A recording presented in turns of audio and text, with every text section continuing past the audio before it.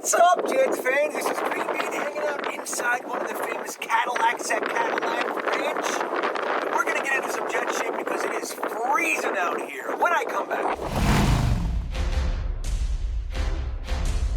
Well, what's happening, Jets fans? This is GreenBean, and as you can see, I am no longer outside. I am inside because everywhere that I've gone the past 2 weeks seems to be stronger than usual winds everywhere I've gone, from Sedona to Oklahoma to Texas to Tennessee. Everywhere we've gone has been blowing, and it's freezing everywhere. I'm waiting for the summer, but here we are, back inside the RV, and I'm here to talk to you about something very, very specific that Joe Douglas said to us last year and how this could apply to this year's draft.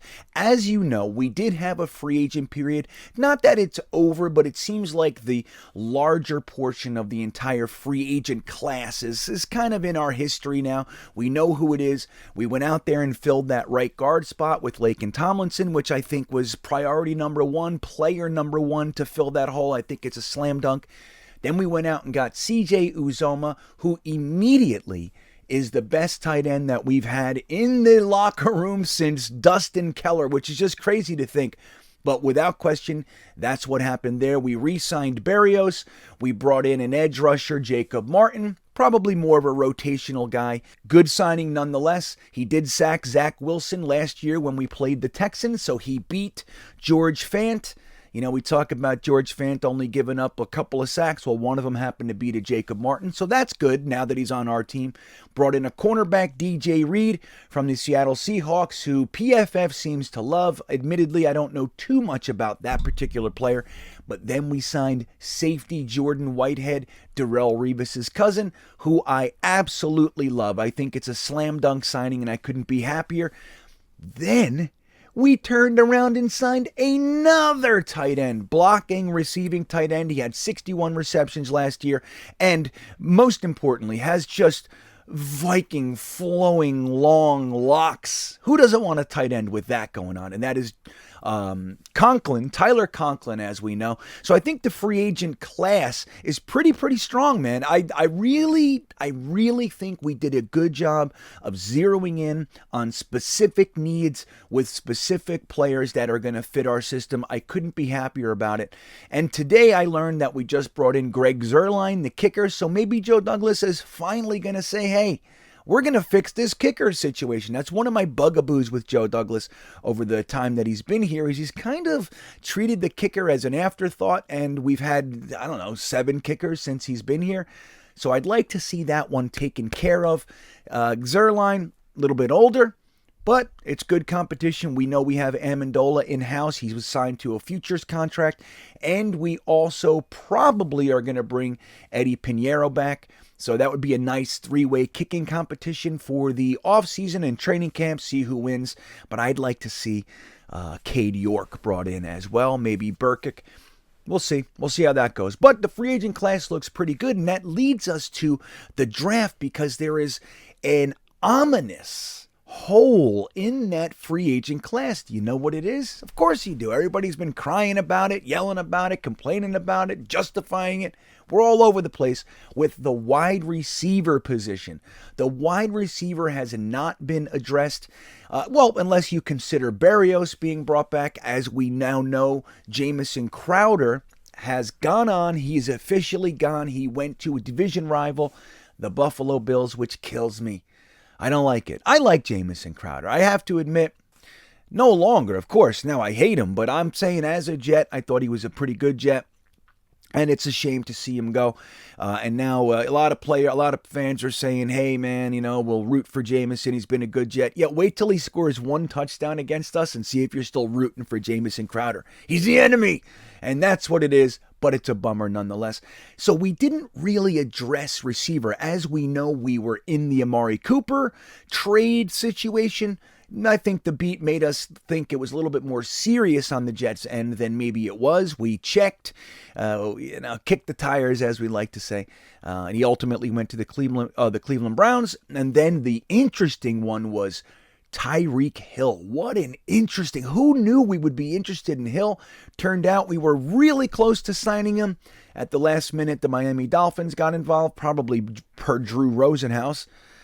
Saw the Jets offer and said, hey, let's call Miami and see if they want to match it, so to speak. And they did it. And he's gone. He's the enemy too. So what are we going to do?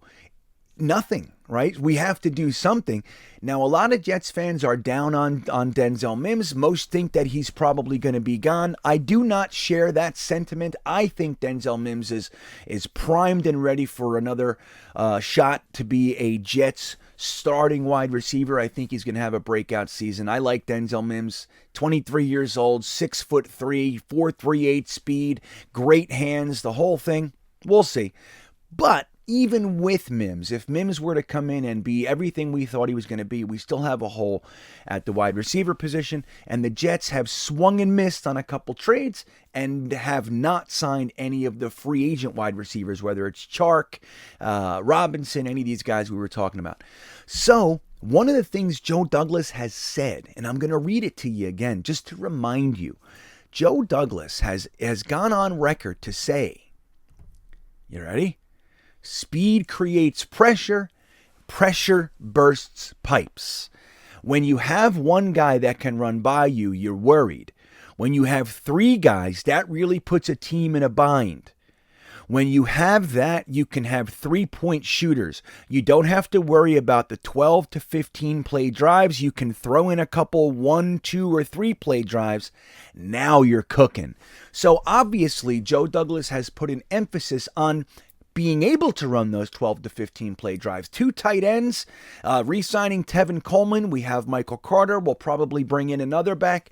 Whether or not P. Ryan or Austin Walter or Ty Johnson are here, we don't know yet.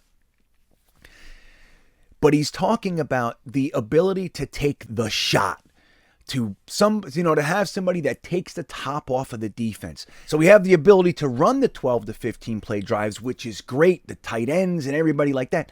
But he's talking about being able to have guys that the defense fears speed-wise. Speed creates pressure. Pressure bursts pipes. So when you look at the inability or lack of interest in bringing in the wide receivers in the free agent class, where does that leave us in the NFL draft? We know we have 4 and 10 in the first round. We have 35 and 38 in the second round. We have 69 in the third round. 35, 38, and 69 are way up top of their respective rounds. So whoever slides through the first, we're going to be able to get some of those guys. Whoever slides through the first and second, we're going to be able to scoop one of those guys up. And chances are at least one of those picks will be a wide receiver. Now, which guys, when we're thinking about the speed thing, which guys would Joe Douglas be interested in? Well, at the top of most people's boards in the wide receiver group is a man named Garrett Wilson. He ran a 4.35 at the combine. Interestingly, that's just a tick faster than Denzel Mims, as we know. Denzel Mims, for 6'3", is lightning fast, but Garrett Wilson, a little bit faster than Denzel Mims, and that could be something that he's interested in. I mean, look, we don't know if we want to use 10 on a wide receiver with this particular class. It tends to be deeper than it is strong.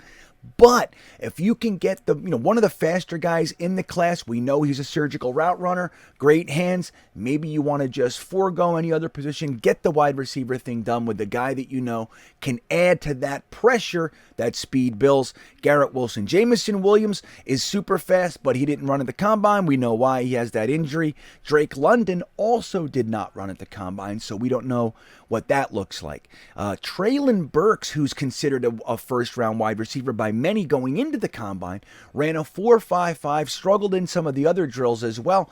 So everybody's like, I don't know, maybe he doesn't have the athleticism that we thought he had.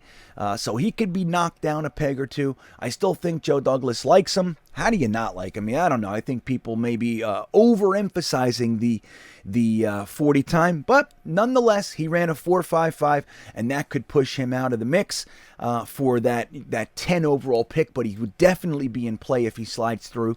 at 2:35. Now, Chris Olave is a guy that doesn't get talked about enough, in my opinion. He ran a 4.39. The unofficial time was fantastic. I think it was a 4.28. Everybody thought, oh my God. And then they said, no, it's slower than that. So I don't know why they do that to us. Just have the light that we see, the number that pops up. Why can't that be the official time? What is this? Why do we got to do this? What are these games the NFL is playing? So anyway, Chris Olave also qualifies to be in that speed burst pipes conversation. So you go into the second round, and you have guys, I mean, look, any of these guys could be the first. We never know what's going on. But generally speaking, George Pickens is considered a second-round wide receiver unless someone loves him and that, toward the back end of the first wants to grab him. He ran a 4.47. George Pickens is one of my targets. I would love to get him at pick 35 or 38 for that matter. 4.47 speed, and he's got a well-rounded game I think would go real well with the Jets. Jahan Dotson ran a 4.43. David Bell came in slower than people thought he was going to be. And David Bell's, I like David Bell, but he came in and ran a 4.65. 4.65. That's almost 4.7. So I don't know how teams are going to respond to that. Maybe it even pushes them out of the second round into the third. I don't know. Justin Ross did not run for injury. And that's unfortunate because I'd like to see what he could have put up at the combine. Sky Moore is another one. Maybe we're getting into the third round guys here a little bit. 4.41. Mechie didn't run. And Wan'Dale Robinson ran a 4.44. A little bit slower than we thought he was going to be able to put up. But he's an option as well. Really good route running and so forth. Tyquan Thornton came out of the smoke, out of nowhere, and ran a 4.21 unofficial. We got excited, fastest ever. And then they said, no, he's not the fastest ever. The official time's 4.28. Still lightning fast. But they killed him. They took him. They took him out of the running for fastest ever. I don't get it. Why can't the number that pops up be official? It's laser. Like, what is that? Somebody in the back goes, I don't like it. Change it. So anyway, Tyquan Thornton, I don't know where he settles, but as far as speed goes, he's in there. You might not want to, overlook all the other aspects of someone's game, specifically for speed, like the Raiders like to do. It's not always the way. So Alec Pierce ran a 4.42. Bo Melton, everyone's favorite from Rutgers, ran a 4.34, and Calvin Austin also ran a 4.32. So we have a fast class, generally speaking. Guys like Treylon Burks and David Bell came in and disappointed a little bit. Even Wan'Dale Robinson, I think, disappointed a little bit. But we have a nice crop of guys to go alongside of Elijah Moore and potentially Denzel Mims. Don't forget, Elijah Moore ran a 4.35 as well. So they're right in the same pocket, man. 4.35, 4.38, 4.35 if we brought in a Garrett Wilson or something like that. And now we can create that pressure that Joe Douglas is talking about to go along with the ability to batter teams with our tight ends and running backs and our second-round running back, Isaiah Spiller. I know, a different video, I promise. But I think the Jets might just do it. You're going to see. It's going to be surprising. But what do you think? Would you use a first-round pick on a Garrett Wilson when you can use a second on a George Pickens or maybe a David Bell or a Jahan Dotson? What do you think? Who's your guy? Let me know in the comments. Do you think Joe Douglas is going to go for the speed or is he going to go for the size? Let me know. I can't wait to hear from you. Don't forget to like and subscribe. If you haven't subscribed to Jet Nation's YouTube channel, it's a wise move to do so. Tons of great content coming out right here at Jet Nation, and of course JetNation.com, the most active and largest fan forum in the entire NFL. Get on in the conversation. Guys, have a great day, and as always, go Jets.